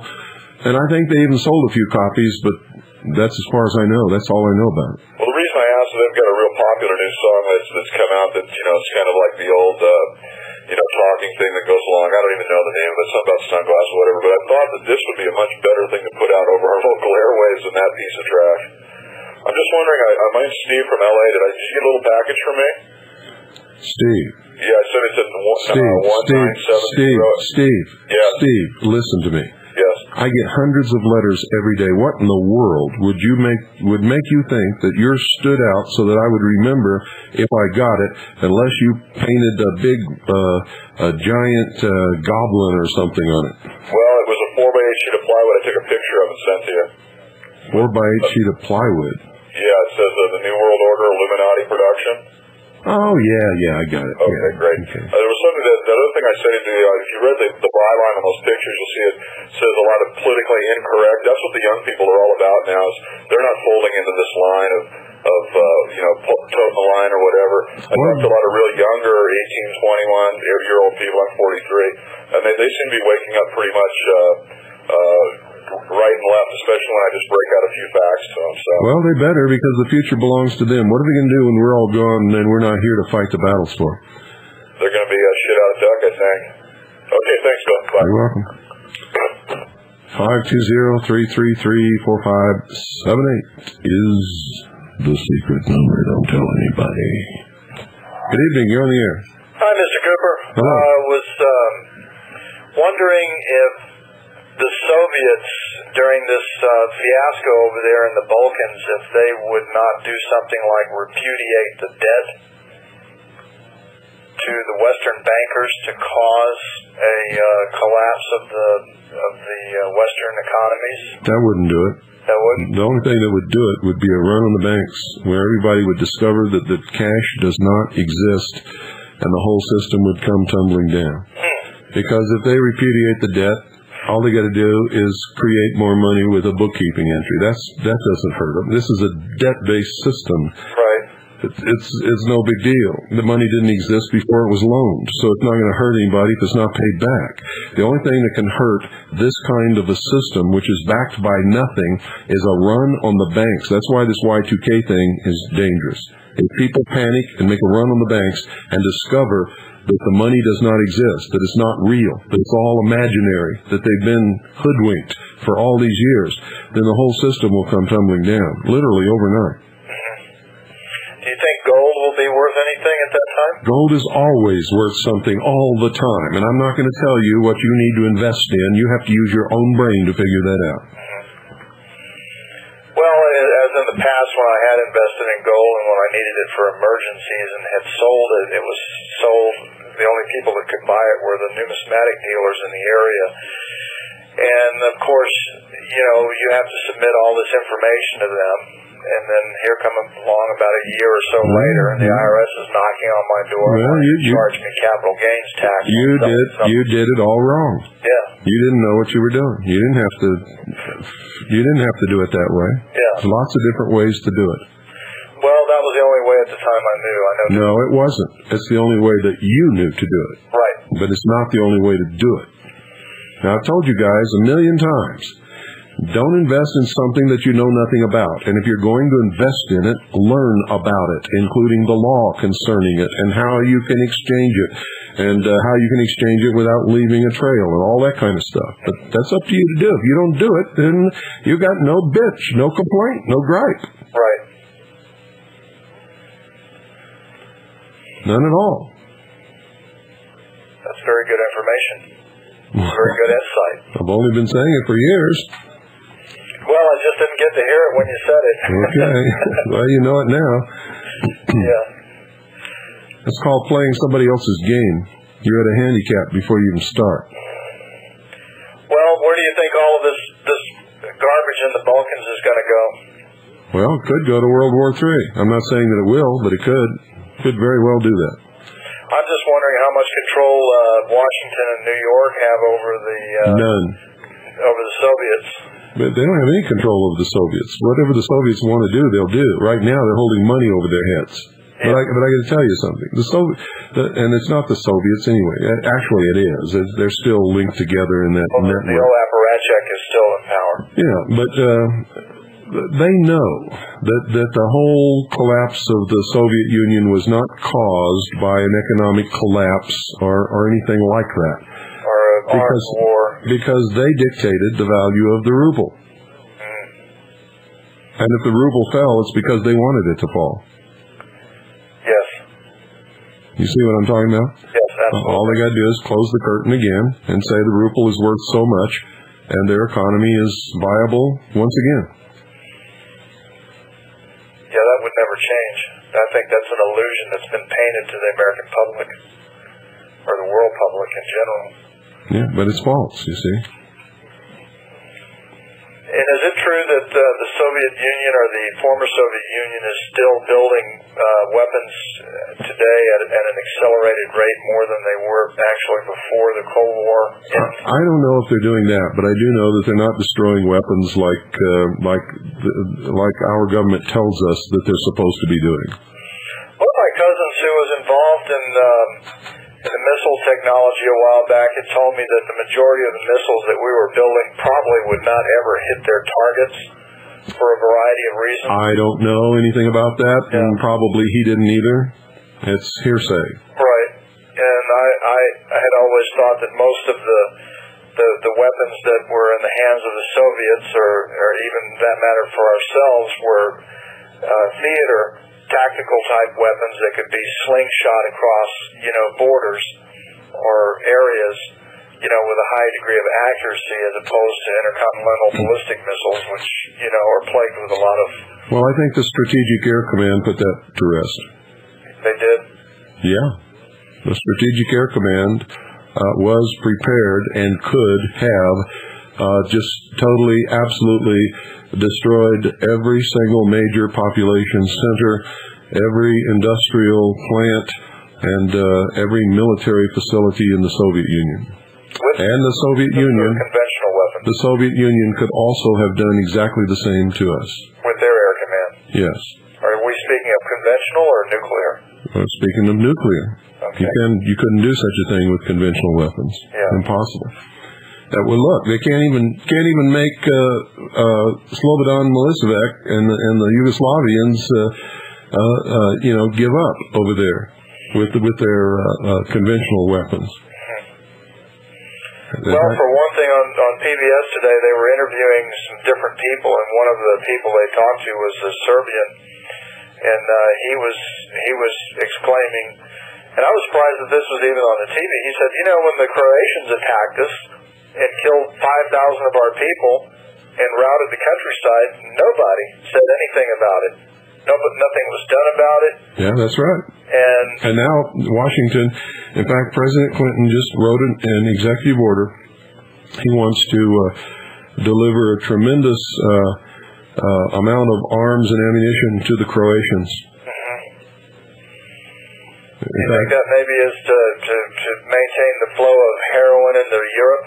I don't know. But anyway, I got to let you go. Thank you, Mr. Bill. Thanks for calling. 520-333-4578 is the number. Yep, brand new executive order just came out. Good evening. You're on the air. Hey, good evening, Bill. I wanted to talk with you about free speech today. Yeah? I saw an article. I had a bunch of newspapers laying around I was trying to read, and I was reading through one from April 3rd of this year. Mm-hmm. I don't know if this was on the Associated Press or just what, but nonetheless it was under a section called People. And I found here there was a person, a 21-year-old gal named Morgan, last name Morgan, who had worn a Marilyn Manson T-shirt to a fair, the fairgrounds, right? Marilyn Manson? Yeah, have you ever heard of Marilyn Manson? No. It's a rock group. Oh, okay. And they have primarily, lyrics that are just anti-Christian and all this kind of stuff. But, the issue here is that this person was fined $250 and convicted of harassment for wearing a T-shirt. And the person has been on appeal and everything, and Miss Morgan said that her shirt was about free speech. And I believe it, don't you? I don't know. I can't get in her mind. I don't know why she read it. She might have.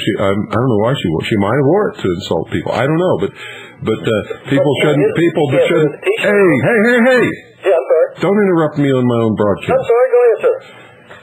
The people should not be being arrested and tried for wearing T-shirts. I don't think so either. But I didn't know if anybody else had seen that story, but this is certainly setting a precedent for First Amendment. Hey, let me tell you something. In case all you people haven't figured it out yet, the Constitution is not in force, has not been in force for a long time. They pretend like it is once in a while, just so all the sheeple don't get bent out of shape. But it is not in force. Federal judges ignore it. Clinton ignores it. Congress ignores it. The military is ignoring it right now. And most Americans don't even know what it says anyway, so they don't even know it's being ignored. Yeah, well, I thought I'd bring that to your attention if you hadn't seen it, because this is certainly... When you live under a tyranny, there is no such thing as freedom of speech. Yeah. Well, thanks for your time, Bill. Hope you have a great evening. You're welcome. Bye-bye. 520-333-4578 is the number. Good evening. You're on the air. Good evening, Bill. Could you tell me a safe place to live in this country? You had to move your house somewhere. I'm in New York. Well, I'll tell you that New York is definitely not a safe place. I don't think any place on the East Coast above North Carolina is safe. Florida definitely is not safe. But you have to figure those things out for yourself. I can't tell you where to live. No, it's not tell. It's just like you figure out things, you take in information, you ask. Yeah. A wise man seeks counsel. Yeah, well, I'd get away from all the major population centers if I were you. What city are you in? Pardon? What city you dwell in? What city do I dwell in? Yeah. Why do you want to know that? Oh, just, okay, state then. I don't want people moving here to camp out around my house. Oh, what? I was not walking around your house in the whole state, but... Okay, about this fight over here, I was in the military and was involved in a useless war there, Vietnam stuff. Mm-hmm. And the military people just go to get ranked. You must realize that. You know, the military likes to test weapons. That's what they're doing over there, I think. They test weapons, and some senior positions can only be filled by officers with combat experience. And whenever I was in, we always wanted to... Everybody wanted to go to fight because you get promotions and more pay, and it really had nothing to do with people wanting to. I don't think you're going to find too many American volunteers that are going to want to volunteer to go and die for... I couldn't even pick it out on a map, Kosovo. I tried to find it the other day, you know. It's hard to pick all those different countries and name them, you know. Well, you know, the military claims that they're the last ones who ever want to go to war. That's not true. They spend every minute of their entire existence living in a socialist system, training to go to war. They can't wait to go to war. They can't move up in rank into certain positions unless they've had combat experience. It's their whole life. And then there's this male thing that I got to prove I'm a man. And they never say that, but, you know. Well, it's even, you know, a little more deep. I watched the History Channel. They had some generals on the other day that they wanted to use the battleships and, you know, all our major battleships in the war in the Pacific campaign. And they were ordered to turn around to protect some Americans on Guadalcanal or something. And the guy was just so upset that he missed his chance to use these battleships in a battle. And it was like, you know, it has nothing to do with winning a war, whether you get a chance to fight battleships. It's like you got to do what you got to do, you know. Well, that's the military mindset. I was in the military for many years before I wised up to what was going on and got the hell out of it. I was dumber than most. I served in the Air Force and the Navy, and would have gone into the Army and then maybe even finished up in the Marines. Who knows? And they get all these young people. Everybody I was in, they're all 18 and 19. Nobody was old. We had an old guy in there who was 22 years old. And the guys leading you were 25. Yeah, I know. I were one of those young guys leading a bunch of other young guys. It is way too young to make decisions, and the same thing what they're doing over there right now. They're looking to send in people over there. Do you think they're going to go over or not? Of course they will. Okay, so we're looking at some serious trouble. You better bet your boots on it. Okay. That's all I got to talk about. We're listening. Thanks for calling. Peace. 520-333-4578. Yeah, we're looking at serious trouble. It's already serious trouble. we're bombing a little country into the Stone Age. For what? For what? Because you all got a little bleary-eyed watching people come across the border with babies in their arms? Get a life. Good evening. You're on the air. Yeah, hi, Bill. Richard in California. We had a discussion the other night about freedom, how the Constitution guarantees freedom, and yet we were curious as to what, in your opinion, the freedom is based on. Constitution doesn't guarantee freedom. Constitution sets up the government and restricts the government so that the government cannot impinge upon our freedom. I stand corrected. But what is our freedom based on, in your opinion? For instance, I just read in the Washington Times that the American Psychiatric Association recently said that child sex is not harmful to the child, adult child sex, that is. And that, to me, did not seem to be within the proper bounds of freedom. So I was... Well, now it depends on your definition of freedom. I don't believe that such things are right. I don't care whether it's freedom or not. I don't believe it's right because a child does not have the ability to make the right decisions where those kinds of things are concerned, and might be permanently, psychologically, and maybe even physically damaged by engaging in that kind of activity at certain young ages. I agree entirely, and yet people would use the lack of government to justify these type of things, as well as... What do you mean by lack of government? Right, or the freedom of the country to justify these things. Well, so how would, what I guess I'm trying to get is where does the ultimate authority between right and wrong rest in our country? Well, I don't know where it rests today.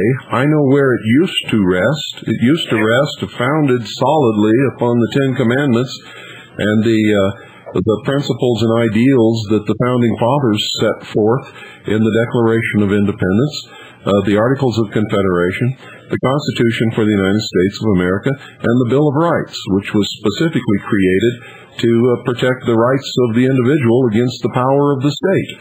Now, that's where they originally came from, but today everything's topsy-turvy. Nothing means what it used to mean, and everybody is ignoring the law and sort of making their own law as they go along. And that's, in my estimation, is formula for total and complete disaster. I agree, and I think that if and when the New World Order ever does manage to completely subvert our nation into a one world government, the things that are being permitted and even encouraged today will be capital offenses like homosexuality and things like that. But I think we go back to Nazi Germany. Didn't Hitler embrace homosexuals and then chase a couple of them down to South America to kill them later? Or?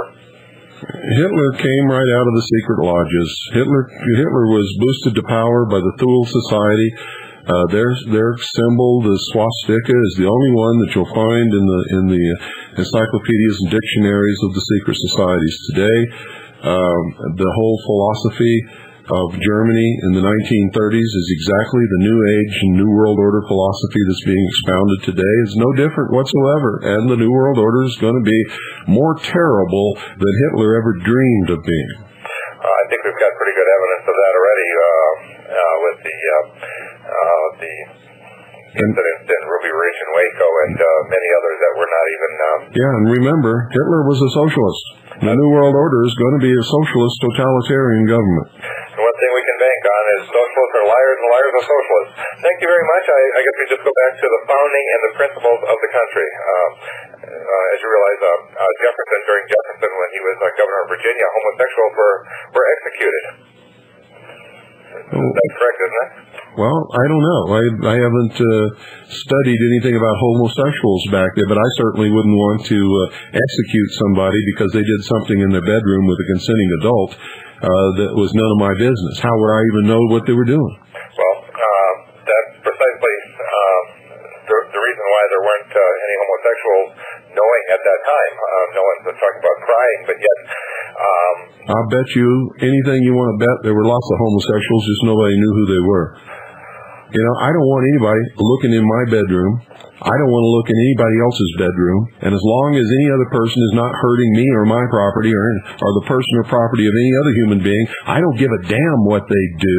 It's up to them and God to decide whether they did right or wrong. The only time I want to get into it is when they hurt other people or other people's property, and that's the only time I belong in it. That's the only time you belong in it. It's none of your business. Judge not, lest ye be judged. And you're going to tell me you're a Christian, aren't you? No, aren't you? You're not? But I'm going to mention to you that what about teaching in public schools? Teaching what? Well, recruiting in public schools. Homosexual teachers recruiting in public schools. Recruiting what? Recruiting homosexuals, children. How do you recruit homosexual children in public school? What are you talking about? I'm talking about glorifying homosexuality in the public school. No, I don't think they should do that. If they're hired to be a teacher, they should teach the subject they're hired to teach and nothing else. Well, that's what the whole gay rights movement is about, is recruiting. Well, I don't think it's about recruiting. I think it's about gaining political power and power in society that they haven't had for a lot of years. They've been outcast, spit on, reviled, beaten, just because somebody saw them walking down the street. I don't blame them for being pissed off. I'd be pissed off, too, if I'd been treated like them for so long. I'm not so sure that that's a real healthy thing to have exposed to in public schools. Right now they have gay and lesbian. Wait a minute. What did I just say? If a teacher is hired, they should teach the subject they're hired to teach and nothing else. Right. I'm 50 years old, and I've never seen homosexuals beaten and reviled. Maybe you have. Come on. Are you kidding me? I'm not kidding. I'm 50 years old. I've never seen that. Well, then you've been very lucky. I've not only seen it, but they were not very popular in the Marine Corps, I know, but I've never seen anything happen as you had described. Well, I've seen it. Well, thank you for your time. And I've seen people pick on other people for absolutely no reason at all, not just homosexuals. Just because I watched a guy get up one night and walk over and just hit somebody in the face as hard as he could just because he didn't like the way the guy looked. I don't like that at all. Now, if you're going to read Bible verses to me and stuff like that, listen to me. Jesus said, judge not, lest ye be judged. You understand what that means? If there's a problem between God and homosexuals, God will take care of it. Good evening. You're on the air. Mr. Hoover? Yes. Yes, I've been trying to get a hold of you for about 2 years. Well, here you are. Yes. I don't know if you read the White Mountain Independent in Sholo or not. Sometimes I do. Okay.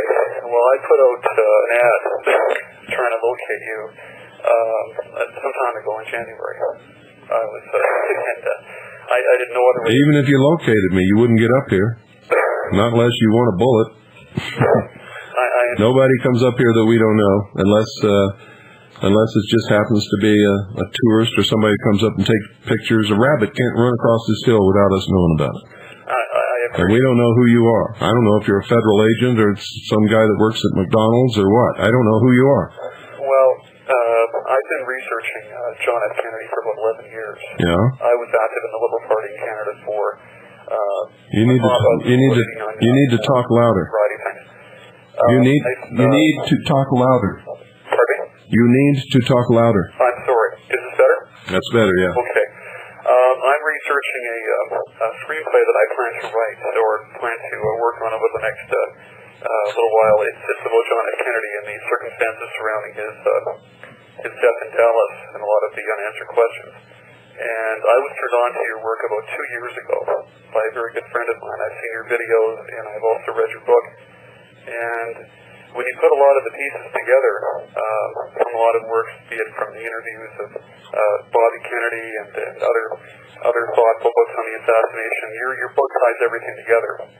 And I just want to say how wonderful it is to have someone like you in the world that's willing to put their neck on the line to do work like that, first of all. Well, thank you. You're welcome.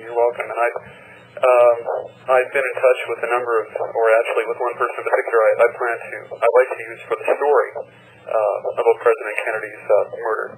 And he was very forthcoming in his conversation, very candid. That was about a year and a half ago.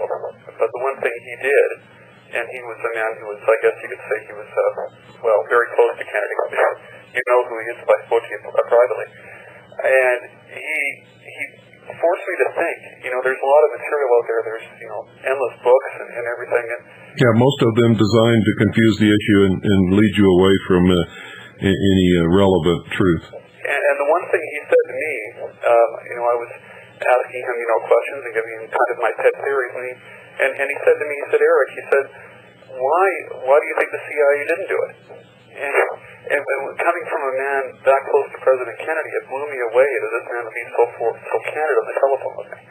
But he forced me to think, and we had a couple of good devil's advocate sessions over the telephone, and that forced me to really go into my research, and that's when I got a hold of your book a number of months later, and a great book by Kenny O'Donnell, which I don't know if you've read it, Johnny. We hardly knew you. It's a wonderful book. No, I haven't read that one. Read it, eh?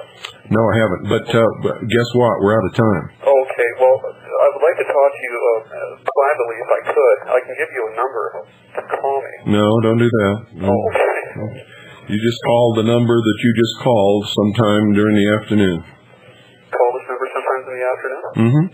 Is that what you said? Yeah, that's what I said. I got to let you go. We're out of time. No problem, Mr. Cooper. Thank you. You're welcome. Bye-bye. That's it, folks. Good night. And God bless each and every single one of you. Please wake up. Please take off the blinders. Please quit following what other people tell you and what other people say. Question everything. Find the truth. Seek ye the truth, and the truth will make you free. Nothing else will do it. Not leaders, not churches, not nations, not anything. Only the truth will do it. All of a sudden, in the middle of night, there's a loud knock on your door. Hey, honey, something's not right. Throw out your arms. Clinton's done well passed through. We're here from the government. We're here to help you. And I'm from the IRS with the power to tax. If you've got a complaint, send us a fax. Get out of this house. Surrender your guns. Give me your gold. You better obey if you want to grow old.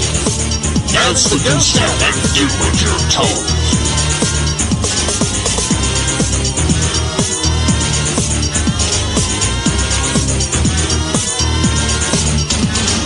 Hillary Shalala, Reno Janet Dyke, reading the words of General Albert Pike, demonic founder of the Ku Klux Klan, engineer of the Masonic Master Plan. Pike said Lucifer is God across this land, and Clinton saying take the mark in your right hand. While we're all dancing to the drums of the Fourth Reich, Clinton's preparing us for another huge tax hike.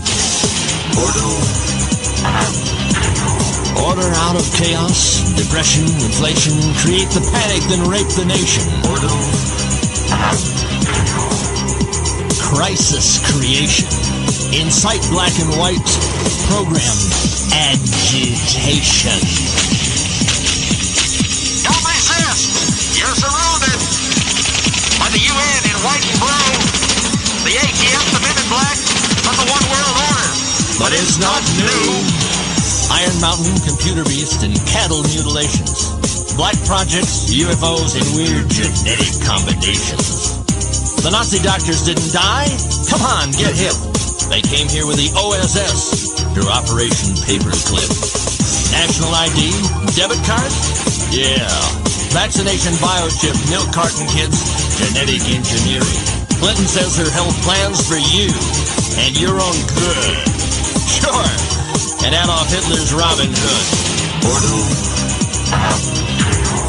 Masonic mind manipulation. Inciting riots, it's crisis creation.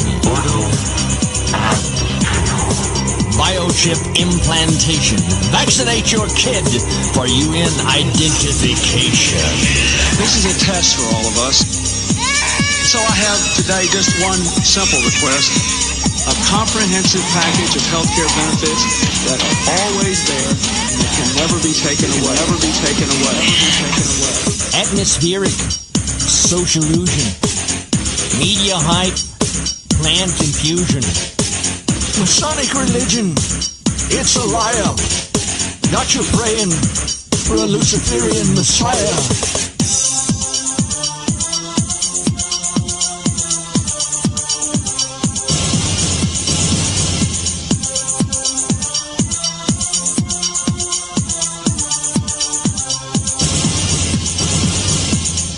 The Illuminati thinks that they're enlightened, that they're to be the gods of Earth, born of incest from the sons of Satan and their sisters in satanic birth.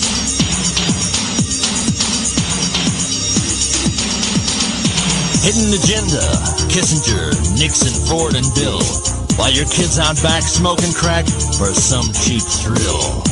They've numbed us down and dumbed us down with fluoride, TV, drugs, the NEA, and public schools. They've taken your brightest and our best and made them public fools. With managed media, brain-bending lies and stealth, the banksters stole your wealth. Johnson, Bush, Carter, Reagan, Gore, and Dan, they've all been pushing Pike's Masonic master plan. Rhodes Scholar oration. Clinton speaks, then rapes the nation. Luciferian subjugation, New World Order, Illuminati coronation, mass media, grand ovation, orders of the quest, think they're superior, they think that they're the best. And you're inferior, you little pest. Skull and Bones, Scroll and Key, Knights Templar, Harvard University. They're the Faustian Fraternity. Knights of the Golden Circle, Ancient Order of the Rosencross, CFR Albatross. In both parties, Rockefeller's boss. MK Ultra, ISA from the OSS to the CIA. Mass murder is the game they play. Galileo, NASA, Jupiter, Plutonium 2000, dual sun. They'll call it Lucifer for fun. Pyramid Giza, Hitler called it the Luciferian Millennium. 1,000 points of light. Love of Rome, Thunderdome, ISIS, Horus, Lucis, Trust. If the UN lives, y'all go bust. Wake up, stupid, and read the scoop. Mullen, Sutton, Griffin, and tune in to Coop. Conran, Cardinal, Kisei. Bohemian Grove, Beverly Hall, Lord Betraya, they want it all. Yeah, they want it all. Kissinger, Gingrich, Army, Buckley, Dole, New World Order, authoritarian control.